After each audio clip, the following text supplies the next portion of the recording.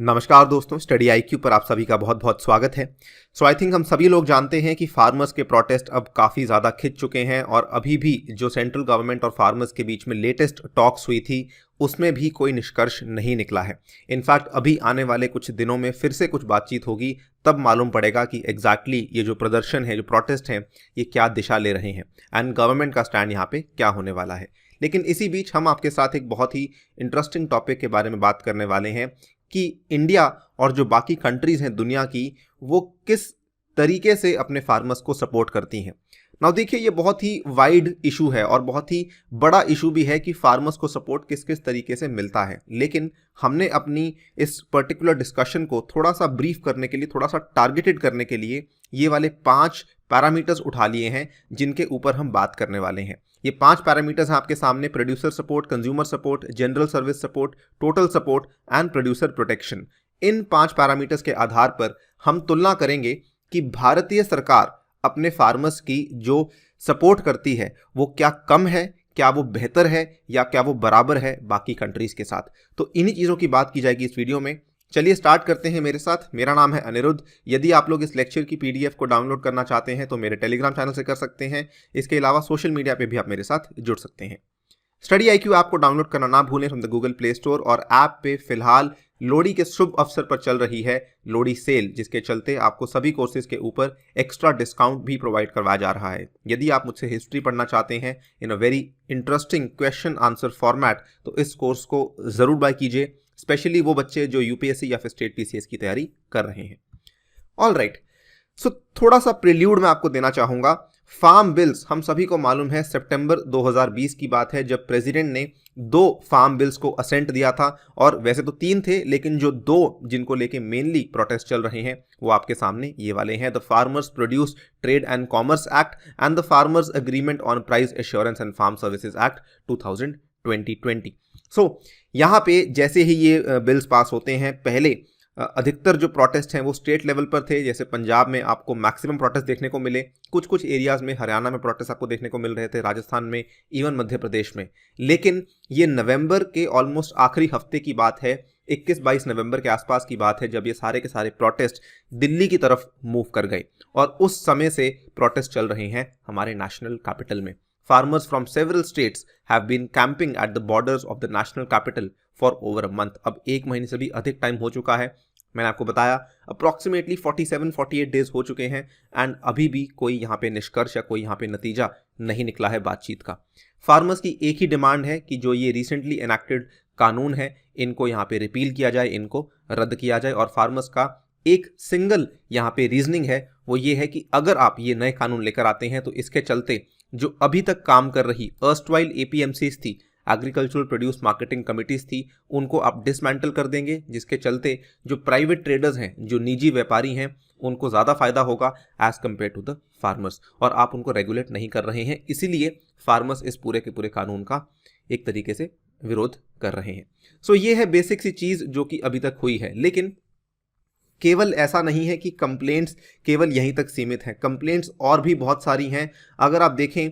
और इसी हम कंप्लेंट्स, क्योंकि और बहुत सारी कंप्लेंट्स हैं, इसी को हम यहाँ पे कंपेयर करने वाले हैं कि how does the Indian government support its farmers as compare to the other countries in the world. इसमें अगर आप देखें, सबसे पहले एग्रीकल्चर जो है वो भारत में जो रोजगार है वो लगभग 44% लोगों को देता है। लेकिन अगर हम उसका जीडीपी में कंट्रीब्यूशन देखें तो 15% के आसपास ही है। यानी कि बहुत बड़ी एनॉमली आपको यहीं पे देखने को मिल जाती है कि जीडीपी में कंट्रीब्यूशन तो कम है लेकिन पॉपुलेशन सपोर्ट करने वाली बहुत ही ज़्यादा है। अप्रॉक्सीमेटली 50% के आसपास पॉपुलेशन है जो कि खेती बाड़ी या कृषि के ऊपर निर्भर करती है।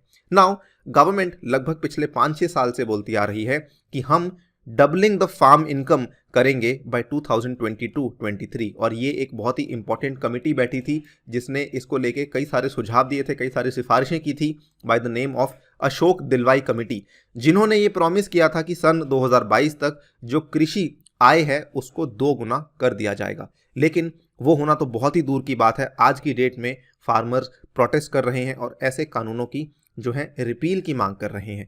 The current government led has actually made things verse for the farmers. हम इसी के चलते बात करने वाले हैं इन 5 पैरामीटर्स की।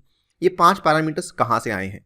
ये 5 पैरामीटर्स असल में OECD का एक रिपोर्ट आई है जिसने बताया है कि इन 5 पैरामीटर्स के आधार पर अगर हम तुलना करते हैं इंडिया की और बाकी कंट्रीज़ की, तो यहाँ पे तुलना करनी काफ़ी ज़्यादा ऑब्जेक्टिव हो जाती है, काफ़ी ज़्यादा हम कह सकते हैं कुछ बेंचमार्क के आधार पे अगर हम कर रहे हैं तो उस केस में समझना थोड़ा आसान हो जाता है। सो ये 5 sets of data on the issue of how does the Indian government support its farmers as compare to other countries. ये 5 sets producer support, consumer support, general service support, total support and producer protection. सबसे पहले बात कर लेते हैं producer support estimate क्या होता है। देखिए वैसे तो काफ़ी लंबा चौड़ा कॉन्सेप्ट है ये, लेकिन आपको ब्रीफली समझना है। प्रोड्यूसर सपोर्ट यानी कि जो आपका उत्पादन करने वाला इंसान है, इस केस में आपका उत्पादन करने वाला इंसान कौन है, फार्मर, उसको गवर्नमेंट कितना सपोर्ट कर रही है, कितना सहयोग दे रही है। It is the money transferred to the farmers via the government policies. इसमें कई सारी चीज़ें आ जाती हैं जो सरकारी नीतियां हैं। इसमें आपका मिनिमम सपोर्ट प्राइस आता है, टैक्स ब्रेक आता है to agricultural export and import bans वगैरह वगैरह, राइट। तो ये कई सारी चीज़ें आती हैं। ऑल इन ऑल कितना पैसा सरकार दे रही है अपनी नीतियों के तहत इन किसानों को, उसको कहा जाता है प्रोड्यूसर सपोर्ट। नाउ होता क्या है कि एक तरफ क्या कर रही है गवर्नमेंट, कि एक तरफ तो गवर्नमेंट इनको कुछ सपोर्ट दे रही है, लेकिन साथ ही में इस सपोर्ट के साथ साथ कई सारे खर्चे होते हैं जो कि गवर्नमेंट इनसे ले भी रही है। हो सकता है वो टैक्स के आधार पे हो सकता है वो सेस के आधार पे हो सकता है वो किसी भी और तरीके से आधार पे हो। कुल मिला के अगर हम ये कहें कि एक तो हो गया सपोर्ट और एक हो गया आपका ओवरऑल टैक्सेस। अगर ये सपोर्ट और टैक्सेस का जो ओवरऑल नेट है अगर वो पॉजिटिव है तो ऑब्वियसली वो बेहतर है, यानी कि गवर्नमेंट सपोर्ट ज़्यादा दे रही है as compare to the taxes. अगर टैक्सेस ही ज़्यादा हैं इसका मतलब कि गवर्नमेंट जो सपोर्ट दे भी रही है वो इतनी ज़्यादा नहीं है कि अपने ही द्वारा लगाए गए टैक्सेस को वो बराबर कर सके। अगर हम बात करते हैं ये OECD डेटा के अनुसार जो इंडिया का ओवरऑल प्रोड्यूसर सपोर्ट एस्टीमेट है, आप देख सकते हैं वो असल में नेगेटिव में है, यानी कि जो खर्चे भारत के किसानों को झेलने पड़ रहे हैं सरकारी नीतियों के तहत वो ज़्यादा हैं as compare to the support. Support कम है, टैक्सेस ज़्यादा हैं, खर्चे ज़्यादा हैं, इसका मतलब जो नेट सपोर्ट है वो नेगेटिव है। अगर हम तुलना करें, ब्राज़ील अगेन बिल्कुल इंडिया वाली कैटेगरी में फॉल करती है, डेवलपिंग कंट्री है। ब्राज़ील का जो नेट सपोर्ट है वो पॉजिटिव है, मैक्सिको का नेट सपोर्ट काफ़ी पॉजिटिव है, USA का भी अच्छा खासा पॉजिटिव है, चाइना का पॉजिटिव है, Indonesia is doing the best among the lot, जो कि बहुत ही ज़्यादा पॉजिटिव रख रही है producer support for the farmers. So इस केस में इंडिया की जो गवर्नमेंट है वो कहीं ना कहीं लैक करती है in providing support to the farmers. Second बात करते हैं कंज्यूमर सपोर्ट। अब कंज्यूमर कौन है? कंज्यूमर है आप जैसे और मुझ जैसे लोग जो कि किसानों के द्वारा बनाई गई चीज़ों को खरीदते हैं, बाय करते हैं। इट इंक्लूड्स एवरीथिंग, भले वो क्रॉप्स हों, भले वो वेजिटेबल्स हों, भले वो फ्रूट्स हों। तो यहाँ पर कंज्यूमर सपोर्ट एस्टीमेट यानी कि सरकार कंज्यूमर्स का कितना भला कर रही है, जो कंज्यूम करने वाले लोग हैं उनको कितना सहयोग दे रही है। डेटा ये बताता है कि यहाँ पर इस केस में जो इंडियन कंज्यूमर्स हैं वो काफ़ी कम प्राइजेस पे कर रहे हैं as compare to the consumers in other developing and developed countries. So यहाँ पर क्या होता है, अगर कंज्यूमर को प्राइस सस्ता मिल रहा है ऑटोमेटिकली कहीं ना कहीं नुकसान किसको हो रहा है? नुकसान हो रहा है प्रोड्यूसर को, यानी कि आपके फार्मर को। सो अगेन अगर कंज्यूमर सपोर्ट अच्छा है तो वो उस केस में फार्मर्स के लिए खराब बात है। ऑल्सो कंज्यूमर्स अगर बेसिकली सपोर्ट ज़्यादा अच्छा है, इसका मतलब कि वो अंतर्राष्ट्रीय जो प्राइस दर हैं उनसे काफ़ी कम पे कर रहे हैं उस पर्टिकुलर कंट्री में। इसको आप इस पर्टिकुलर चार्ट से समझिए। देखिए जो कंज्यूमर सपोर्ट है वो मैक्सिमम इंडिया में है as compare to all the countries जो हमने यहाँ पे अपने डेटाबेस में ली हैं। इंडिया में जो कंज्यूमर सपोर्ट है वो लगभग 25 पॉइंट्स के आसपास है, ब्राज़ील में लगभग 1 या 2 पॉइंट्स के आसपास है, मैक्सिको में कम है, USA में 10 पॉइंट्स के आसपास है, चाइना और इंडोनेशिया में भी काफ़ी कम है। नाउ जिन जिन देशों में ये कम है इसका मतलब कि वहाँ पे जो प्रोड्यूसर है या जो फार्मर है उसको फ़ायदा हो रहा है, और जिस देश में ज़्यादा है यानी कि वहाँ पे कंज्यूमर को फ़ायदा हो रहा है at the cost of the producer और द फार्मर। अगेन एक तो ये वाला इसका निष्कर्ष आता है। दूसरा निष्कर्ष ये भी आता है कि जो भारत के कंज्यूमर्स हैं वो असल में इंटरनेशनल प्राइजेस के संदर्भ में काफ़ी कम पैसा दे रहे हैं उन्हीं चीज़ों को बाय करने के लिए जो कि बाकी देशों में लोग पैसा स्पेंड कर रहे हैं या फिर दे रहे हैं। तो अगेन यहाँ पर भी कहीं ना कहीं जो भारत की गवर्नमेंट है वो कंज्यूमर का फ़ायदा करने के लिए नुकसान किसका कर रही है, या फिर कमी किसको महसूस हो रही है? फार्मर्स को कमी महसूस हो रही है। सो अभी तक दोनों एस्टिमेट्स में producer support and consumer support में the government is lacking behind. Third बात करते हैं general service support estimate. General service में क्या क्या आता है? देखिए, जनरल सर्विस में वो सभी तरह के उपाय आते हैं जो कि सरकार कर रही है in order to support the primary agricultural sector through development of private और पब्लिक सर्विसेज, इंस्टीट्यूशंस, इंफ्रास्ट्रक्चर। मान लीजिए सरकार ने कोई ढांचा खड़ा किया, कोई मार्केट खड़ी की जहां पे आके सब्जी वाले सब्जी बेच पा रहे हैं, ठीक है। मान लीजिए सरकार ने कोई ऐसी मार्केट बनाई जहां पे आके किसान डायरेक्टली अपना फार्म गेट से लेके सामान बेच पा रहे हैं। कोई संस्थान बनाया, कोई बैंक बनाया, कोई प्राइवेट पब्लिक सर्विस बनाई, कोई किसान क्रेडिट कार्ड बनाया। ये सब चीज़ें हैं जो कहीं ना कहीं इसमें इंक्लूड की जाती हैं जनरल सर्विस सपोर्ट एस्टिमेट में। लेकिन इसको आपको इससे भी कंफ्यूज नहीं करना है कि GSSC transfers do not directly alter producer receipts और कॉस्ट और consumption expenditure, although they may affect production and consumption of agricultural commodities. ठीक है, अब क्या है कि जो GSSC में हमारा जो स्तर है वो भी ज़्यादा अच्छा नहीं है। GSSC में हम इंडिया का जो लेवल है आप देख सकते हैं कितना कम है, उसके बाद ब्राज़ील का हमसे कम है, लेकिन बाकी सभी कंट्रीज़ मेक्सिको और USA just close to India, लेकिन चाइना और इंडोनेशिया का जो general support service support estimate है वो भी काफ़ी ज़्यादा है as compare to India. So this is the third count जहाँ पे हम कह सकते हैं कि again the government is lacking with respect to the support given to the farmers as compare to other countries. Fourth चीज की बात करते हैं total support estimate. General support estimate और टोटल सपोर्ट एस्टिमेट काफी हद तक सिमिलर है, फर्क केवल इतना है कि टोटल सपोर्ट एस्टिमेट का एक सब कंपोनेंट बन जाता है जनरल सर्विस सपोर्ट। आप यहां पे देख सकते हैं टोटल सपोर्ट एस्टिमेट में एक आपका प्रोड्यूसर सपोर्ट एस्टिमेट आ गया, एक आपका कंज्यूमर सपोर्ट एस्टिमेट आ गया और एक आपका जनरल सर्विस सपोर्ट एस्टिमेट आ गया। तीनों चीजों के एस्टिमेट्स को जब हम क्लब कर देते हैं तब जाके आपका बन जाता है total support estimate, also called as TSE।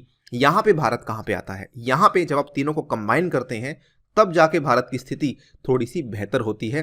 India यहाँ पे ठीक ठाक लेवल पे आ रहा है, ब्राज़ील काफ़ी नीचे है, मेक्सिको काफ़ी नीचे है, USA भी नीचे है, केवल चाइना हमसे ऊपर है और इंडोनेशिया जो कि अब तक इंडिया को बीट करता आया था तीनों एस्टिमेट्स में, वो टोटल सपोर्ट एस्टिमेट में आके इंडिया से नीचे हो जाता है। सो यहाँ पे आके हम कह सकते हैं कि भारत की government is doing decently fine as compare to the other countries. Coming to the last parameter that is producer protection. ये काफ़ी हद तक सिमिलर है जो हमने बात की थी प्रोड्यूसर सपोर्ट एस्टिमेट, जो हमारा पहले वाला एस्टिमेट था उसी के साथ संबंध रखता है। ये बेसिकली बात करता है कि फार्मर्स को कितना ज़्यादा सुरक्षित रखा जा रहा है सरकार के द्वारा।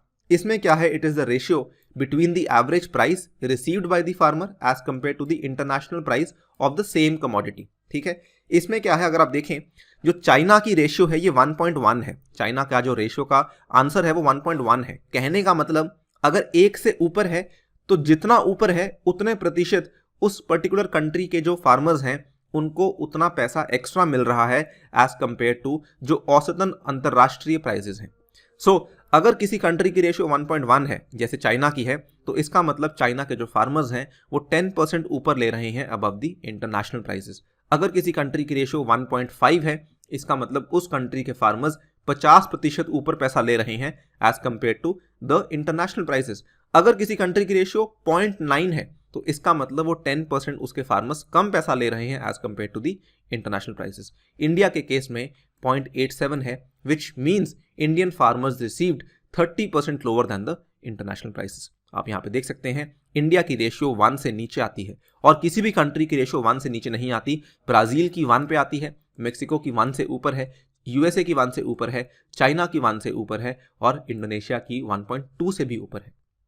सो ये पांचवा एस्टिमेट है जहां पे again we can see that the Indian farmer is actually getting the price very less as compare to the international price. मोटा मोटा जो एक चीज़ समझ आ रही है वो ये है कि कहीं ना कहीं कंज्यूमर को फ़ायदा हो रहा है लेकिन फार्मर को नुकसान हो रहा है, और हमारे फार्मर्स इंटरनेशनल फार्मर्स के संदर्भ में और इंटरनेशनल प्राइसेस के संदर्भ में काफ़ी ज़्यादा कमियां महसूस कर रहे हैं। ये थे वो 5 एस्टिमेट्स जो हम आपके साथ कवर करना चाहते थे। कमेंट सेक्शन ओपन है, आप बता सकते हैं do you think government should start working towards removing these gross inequalities our farmers face as compare to the global practices. आप क्या सोचते हैं, अपनी राय हम बता सकते हैं कमेंट सेक्शन में। इसी के साथ आपसे लेता हूं विदा। Thank you for listening, stay tuned and stay safe.